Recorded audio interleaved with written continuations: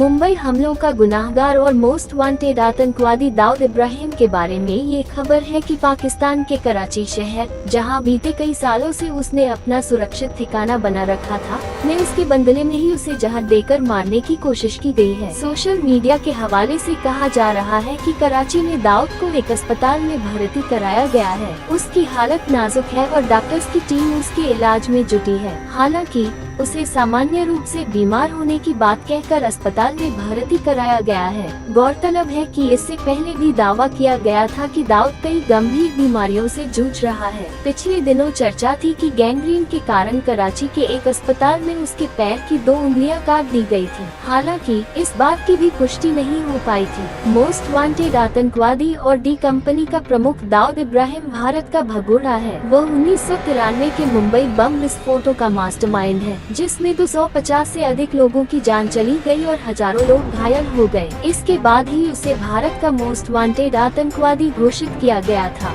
तब से उसने पाकिस्तान में शरण ले रखी है। भारत में कई बार इसके सबूत भी पेश किए। हालांकि पाकिस्तान लगातार उसकी देश में मौजूदगी से इनकार करता रहा है। आखिर किसने ऐसा किया है? वे कौन सी शक्तियां हो सकती हैं जो दाऊद को उसके घर के भीतर जहर दे सकती है?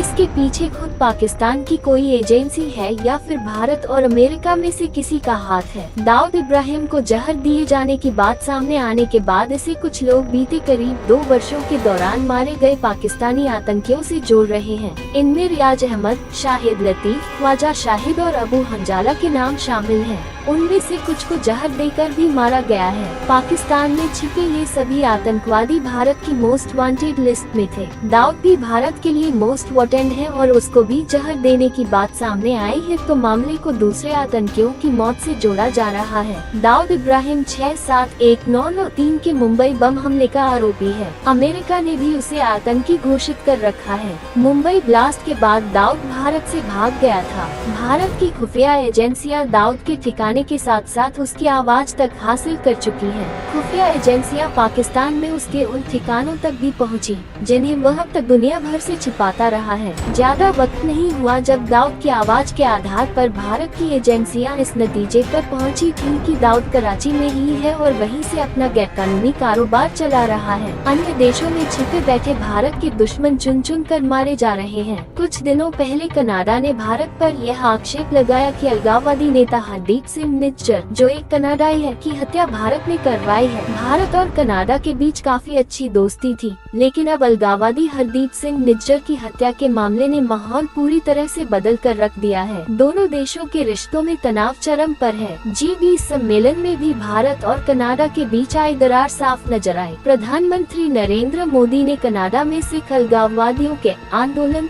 और भारतीय राजनयिकों के खिलाफ हिंसा को उकसाने वाली घटनाओं को लेकर नाराजगी जताई थी, जिस पर कनाडाई पीएम जस्टिन ट्रूडो ने जवाब दिया था कि भारत कनाडा की घरेलू राजनीति में दखल न दे। G20 समिट के बाद जस्टिन ट्रूडो 12 सितंबर को कनाडा वापस गए और जैसे ही वे अपने देश पहुंचे, वहां से खबर आई कि कनाडा ने भारत के साथ ट्रेड मिशन को रोक दिया है। दरअसल कनाडा में बसे सिखों को ट्रूडो अपने साथ लेकर चलना चाहते हैं, इसीलिए वे खालिस्तानियों का भी खुलकर समर्थन कर रहे हैं। खालिस्तान समर्थकों ने निज्जर की हत्या के खिलाफ कनाडा के टोरंटो और लंदन, मेलबर्न सहित सैन फ्रांसिस्को जैसे कई शहरों में प्रदर्शन किए। खालिस्तान का समर्थन करने वाले निज्जर पहले ऐसे अलगाववादी नहीं है जिनकी हत्या की गई है। भारत सरकार की ओर से आतंकवादी घोषित किए गए परमजीत सिंह पंजवाड़ की भी मई में लाहौर में हत्या कर दी गई थी।